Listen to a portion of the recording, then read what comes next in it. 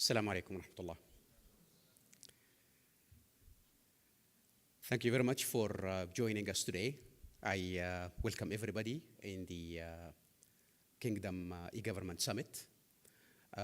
Today's event is talking about important components which represent a part of a very important journey that touches our life from start to end. Today we are addressing important points. One of the important points is open data. Government seems to be one of the largest holders of data in any country. And this data, if presented in the right context, utilizing the right tools, will provide excellent, outstanding, and untouched opportunities in providing services that are available today or services that are not even explored yet to make people's life easy and to make it pleasant. Big data and open data provides a lot of information that can make decisions easier. For example, if I would like to take my kids to school, now I would like to select which school to take them to. If I have information about the location of schools, that's one information. How many teachers are there in a school? That's second piece of information. How many kids are already in this school?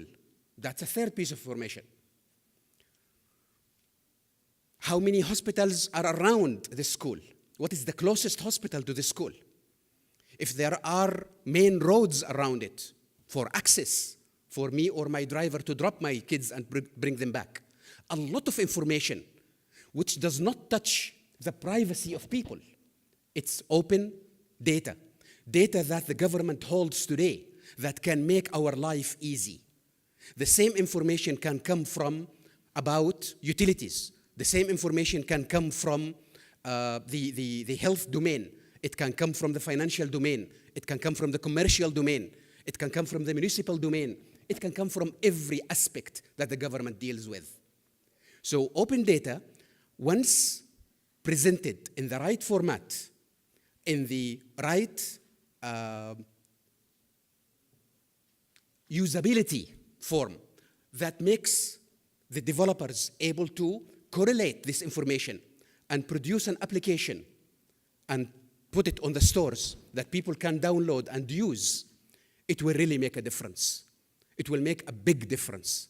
We don't yet have a public transportation system, but once Riyadh Metro is implemented, you will realize how much correlation of information is essential to make us utilize this transportation system.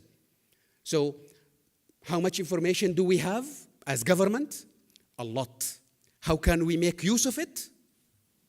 It's indefinite. So that's one of the points we'll touch today. The second point is probably how do we support? How do we listen?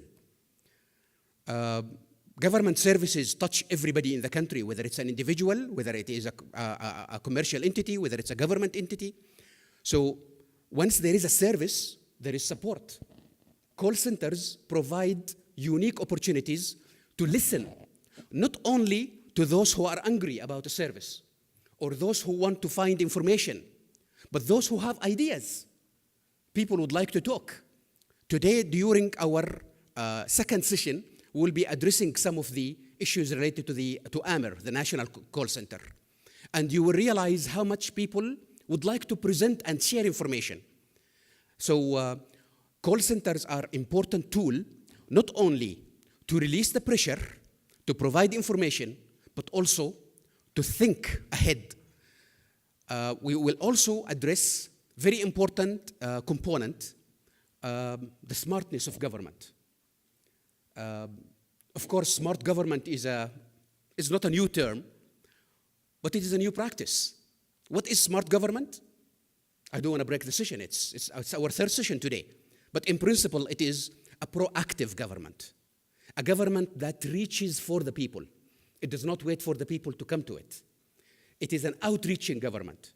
It's a government that thinks ahead, that acts ahead to serve the government, government serving government, serving the commercial sector, and serving the individuals who live, work, or visit Saudi Arabia.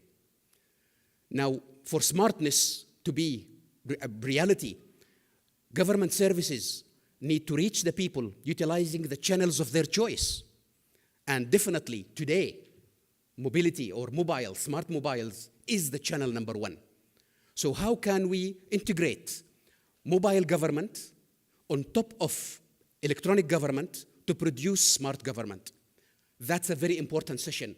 I urge everybody to join and to listen to. These 3 sessions today collaborate in telling us how open data and new platforms like cloud computing can make government deliver services faster, better, and how can the government listen better, utilizing call centers, and to release the pressure and to allow people to express their views and to help them out, utilizing whatever channel they prefer. And at the same time, we would like to move from being not just e-government, but being smart government that reaches ahead. You can easily recognize that some of the services are becoming proactive. Good examples for that today, some of the services from the Ministry of Interior is coming to you ahead of time. It is telling you that your license is about to expire, or your driver's maid iqama is about to expire, and you need to renew your car license. So that's proactive service. Now, GUSI has similar services. Ministry of Health has similar. Ministry of Education has similar. Ministry of Justice has similar. Almost every government today, every part of the government in Saudi Arabia is trying to become more proactive in reaching for the people who are being served by its services. Now that's smart government. It is a government that reaches for the people, does not wait for them to come to it. These 3 sessions are very important, and they collaborate in showing how government is actually serving. Government is listening. It is not the typical impression that we have about the government anymore. The government's doors are open, their ears are open, they are willing to change. They need you to tell them and to help them improve continuously.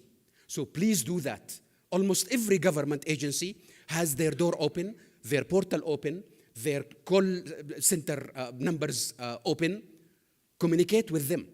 If you see something that can be improved, tell them how to improve it.